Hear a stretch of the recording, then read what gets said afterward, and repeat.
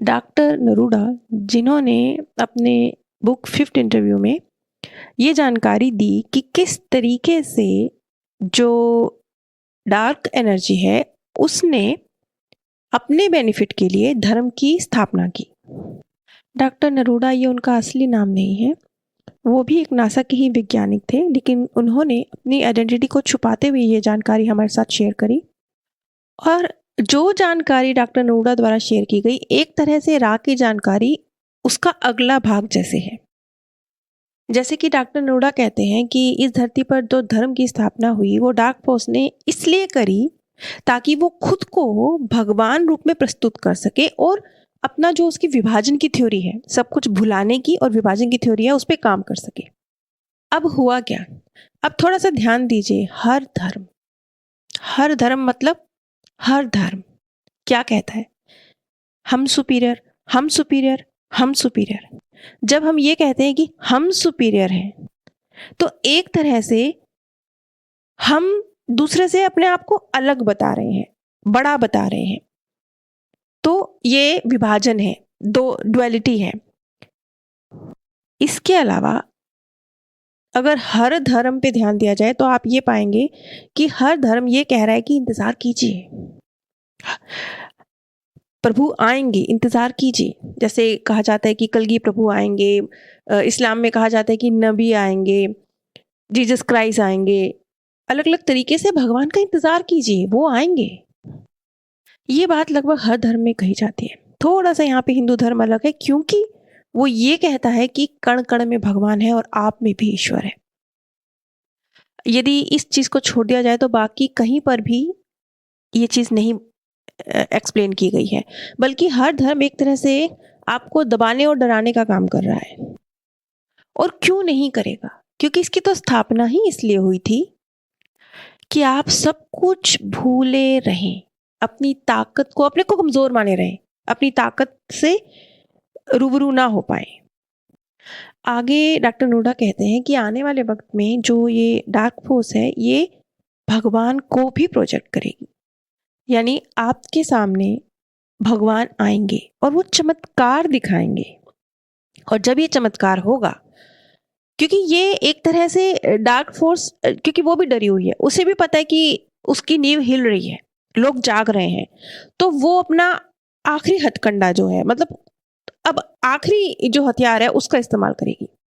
और आखिरी हथियार क्या है? आखिरी हथियार है कि वो जो अब तक बोला हुआ है ना कि प्रभु आएंगे, प्रभु आएंगे, प्रभु आएंगे, वो दिखाया जाएगा। लेकिन वो प्रभु नहीं, उनकी एक होलोग्राफिक इमेज होगी जो चमत्कार भी दिखाएगी। गूंगे भी बोलेंगे, लंगड़े भी चलेंगे। लेकिन उस फोर्स का अंत, उसकी इच्छा क्या है? उसकी इच्छा है कि जो मनुष्य है वो भूला रहे, वो ऐसे ही नतमस्तक हुआ रहे, और फिर उसमें चिप लगाई जाए और उसको पूरी तरह से कंट्रोल किया जाए। एक स्थान पर रा द्वारा ये जानकारी भी दी गई कि मीका नाम का एक प्लेनेट था। इस प्लेनेट पर सेम पृथ्वी ही था, वो मीका प्लेनेट भी पृथ्वी ही था, एक तरह से वो थर्ड डायमेंशन ही थी। वहां पर लगभग 30% लोगों को चिप लग चुकी थी। तब वो जागृत हुए हैं और तब वो प्लेनेट मुक्त हुआ है। यानी इतनी लास्ट स्टेज पर भी जाकर प्लेनेट ने मुक्ति को पाया है, वहां के निवासियों ने मुक्ति को पाया है। तो हम तो अभी बहुत बहुत कंपैरेटिवली सही स्टेज पर है। रा ने भी एग्जैक्टली यही बात कही थी। उन्होंने भी कहा कि हम धरती पर 3 बार पहले भी आ चुके हैं, लेकिन जब जब हम आए तब तब हमें भगवान समझने की जो भूल थी वो की गई। जैसे जीसस को या नबी को भगवान समझा गया। क्यों की गई ये भूल? क्योंकि जब ये भूल की गई, इसीलिए अब रा ने खुद को हमारे सामने प्रत्यक्ष नहीं किया। क्योंकि अब भी अगर वो हमारे सामने अपने आप को पहले की तरह प्रत्यक्ष कर देते तो जो सामान्य जन है वो भगवान मान के नतमस्तक हो जाते। अपने अपने आप को कब जगाएंगे? अपनी पावर का इस्तेमाल कब करेंगे? और अंत में डार्क फोर्स के पास एक प्लान और भी है जिसका वो अंत में इस्तेमाल करेंगे। वो ये कि एलियंस ने धरती पर हमला कर दिया है और इससे बचने के लिए फिर कुछ ऐसा किया जाएगा कि आपके डीएनए में परिवर्तन हो, ताकि आप एलियन के हमले से बच जाएं। जबकि रा ने स्पष्ट कहा है कि एलियन धरती पर आए वो मित्रवत थे, मित्र थे वो। जो आए, हमला करने के लिए नहीं आए। अब एलियन तो आप रा को भी तो एलियन कह सकते हैं, वो भी तो 6 डायमेंशन से आए हैं। और उन्होंने बताया कि आज भी एलियंस आते हैं, लेकिन आप उन्हें भगवान ना मान रहे, आप उनसे डरे ना, इसलिए अपने आप को प्रत्यक्ष नहीं करते हैं, इसलिए मानव रूप पे इस धरती पर घूमते हैं।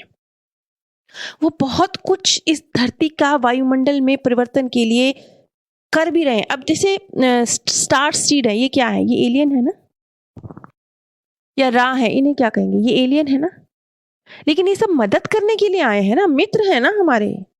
लेकिन जो डार्क फोर्स है उसके द्वारा इनको कैसे प्रोजेक्ट किया गया और किया जाएगा कि ये हमारे दुश्मन है। अब आप देखिए मनुष्य के साथ होता क्या है, चाहे ये 3D हो, चाहे यहाँ पर जीवन हो, यहाँ तो हम फंसे हैं ही, फिर चाहे 4D हो, 4D यानी सोल वर्ल्ड, वहां से भी तो यात्रा जारी है ना, नीचे ऊपर, थर्ड से फोर्थ डायमेंशन, फोर्थ से फिर थर्ड डायमेंशन।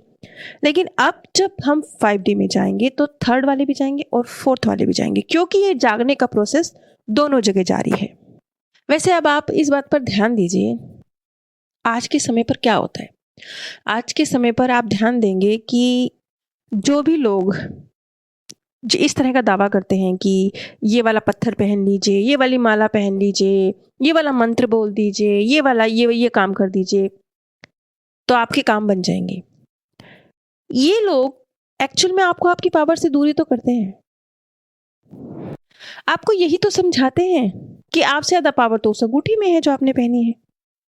और ऐसे ही लोगों के पास आज बेहिसाब लोग हैं। क्यों?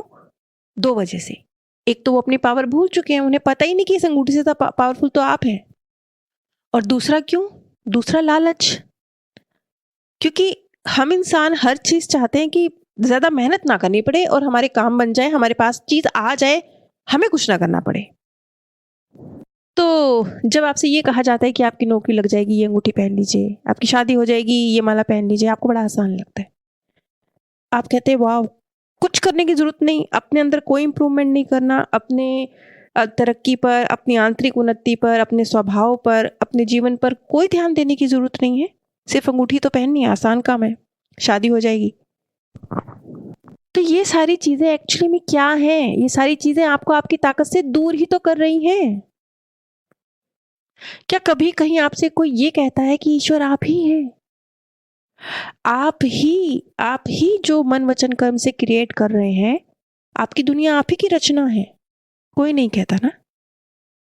तो आप कुछ भी हो, कोई भी आपको आकर कुछ भी कहता है, कोई गुरु, कोई चीज, कुछ भी, आपने अपनी पावर को, अपने मन वचन और कर्म की पावर को, अपने विचारों की शक्ति को, कि आप ही प्रभु हैं, आप ही क्रिएटर हैं, इसको नहीं भूलना है। सबका आदर, सबका सत्कार, सबसे प्यार, लेकिन अपनी रियलिटी को याद रखते हुए। रा ने तो इतनी बड़ी बात कही, उन्होंने कहा कि हम आपके मित्र हैं, हम समान हैं। देख लीजिए, वो 6 डायमेंशन के हैं, लेकिन उन्होंने कहा हम समान हैं। हम 3rd डायमेंशन के हैं, लेकिन उन्होंने कहा हम समान हैं। अब आप समझिए, जैसे जैसे आपकी चेतना ऊपर की तरफ जाती है, जैसे जैसे आप हायर डायमेंशन में जाते हैं, ऊंचे आयामों में जाते हैं, आपको ये चीज क्लियर हो जाती है, जो कि हमें भी जैसे ही हम 5th डायमेंशन में जाएंगे, हमें पूरी तरह से क्लियर होगी, स्पष्ट होगी, बल्कि अभी स्पष्ट होनी शुरू हो चुकी होगी कि हम लोग एक ही क्रिएटर से क्रिएट हुए हैं, और जैसा पिता है वैसे हम संतानें हैं। और फिर जैसे वो बातें कही जाती है ना कि सबसे प्रेम कीजिए, सबको अपना भाई बहन समझिए, ये नहीं हो पाता जब तक आप धर्म के नजरिए से या दूसरे अपनी जो पहचाने आपने बना रखी हैं उसकी नजर से देखते हैं। लेकिन जैसे ही आप रा की बात को समझते हैं और इस नजर से कि हाँ, हम क्रिएटर ही तो हैं और क्रिएटर के ही अंश हैं, तो हाँ, हम तो भाई बहन हैं ही ना, अलग अलग कहाँ है, हम तो एक ही है ना। ये चीज अलग तरीके से जब आपको समझ में आती है, तब ऑटोमेटिकली सामने वाले के लिए कोई नफरत नहीं, गुस्सा नहीं, प्रेम, ये इक्वल है, उसको जज करना अपने आप बंद होता है। ये अपने आप होगा, ये फोर्सफुली नहीं होगा, ये सोचने से कि ओहो हमसे कहा गया है कि आप किसी को जज ना करें, इसलिए अब हम किसी को जज नहीं करेंगे। लेकिन अगर आपने ऐसे किया तो ये टेम्परेरी होगा, ये 4 दिन बाद आप फिर अपने उसी स्टेज पर पहुंच जाएंगे। लेकिन अगर इस चीज को समझ के, कि जैसे रा ने कहा कि हम इक्वल हैं, 6 डायमेंशन का होने के बावजूद 3rd डायमेंशन के लोगों से वो क्या कह रहे हैं कि हम इक्वल हैं, जब इस चीज़ को समझ के आप सामने वाले को जज करना बंद कर देंगे कि भैया उसकी अपनी जर्नी है, हमारी अपनी जर्नी है, समझ उसको जज करना बंद कर देंगे, एक आपको कॉन्सेप्ट क्लियर होगा कि ये चीज़ करनी है तो क्यों करनी है, तब आप ऑटोमेटिकली ना सिर्फ ये जो थर्ड डायमेंशन में फंसाने वाली चीज़ें हैं इनसे ऑटोमेटिकली बाहर निकलेंगे, बल्कि 5 डायमेंशन आपको यहीं थर्ड डायमेंशन में रहते हुए फील होनी शुरू हो जाएगी। और हम सब ने अपनी ऊर्जा इसी दिशा में लगानी है कि हाँ, निश्चित रूपेण हम ही क्रिएटर है ना, तो निश्चित रूपेण कोई ताकत रोक नहीं सकती, निश्चित रूपेण हम सब 5th डायमेंशन में जाएंगे। आप सभी पर परमात्म सौंदर्य, प्रेम और आनंद सदैव बरसता रहे। आप सभी दिव्य परम